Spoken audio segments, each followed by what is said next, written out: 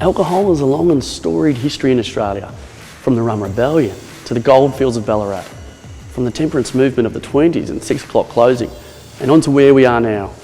Boutique beers as far as the eye can see, rainbows of alcohol pops, and more Australian wine than ever before.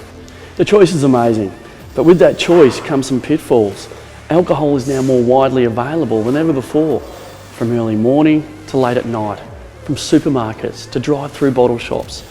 It's marketed to us on TV, radio, the internet and social media, sport, film and billboards, bus stops and back alleys. Alcohol is available in most social situations. We use it when we're happy and when we're sad. It's part of the Aussie culture. But what does that add up to? Financially speaking, it's currently estimated that alcohol costs the community approximately $36 billion a year. That includes the direct harms of alcohol use to the drinker, but also those harms that are suffered by others due to the results of someone else's drinking. About 80% of Aussies are drinkers, and 1.5 million of us drink on a daily basis. 1 in 5 Australians, or about 3.7 million people, drink at levels that place them at lifetime risk of alcohol-related disease or injury. Of course, that also means that most of us don't drink at levels that cause us harm, which is a good thing. Harms from drinking can result from a one-off episode of risky drinking or binge drinking, but also from drinking a little bit too much, a little bit too often. That means that the 3, 4 or 5 stubbies 3, 4 or 5 times a week may be causing you some real long-term harm. The kinds of harms we're talking about are nothing new to any of us. And in fact, alcohol is the causal factor in more than 60 major types of disease and injury. That includes liver cirrhosis, diabetes, cardiovascular disease, road traffic accidents, obesity and dependence, several types of cancer, violence and domestic violence. What does that all mean for us in the building and construction industry?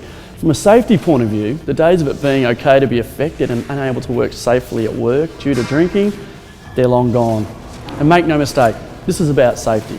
Whether it's a pot too many at lunch or still being shaky from the night before, if we're impaired due to alcohol use, then we shouldn't be at work. If you've got a mate that's not able to do his job safely, then help keep everyone safe by having a quiet word with him.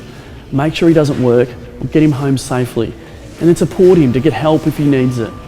So we know that alcohol and drug use can affect safety at work, but we also know that conditions on the job can affect alcohol and drug use outside of work. Long hard days in difficult or unfair conditions can lead to stress and fatigue, so knocking back a couple of frothies can seem like the perfect thing to do. On the other hand, sometimes we have a few beers after work just because it feels good.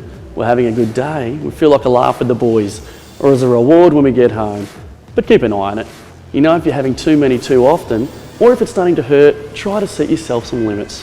Most of us experience stress at work or home, so how do you manage yours?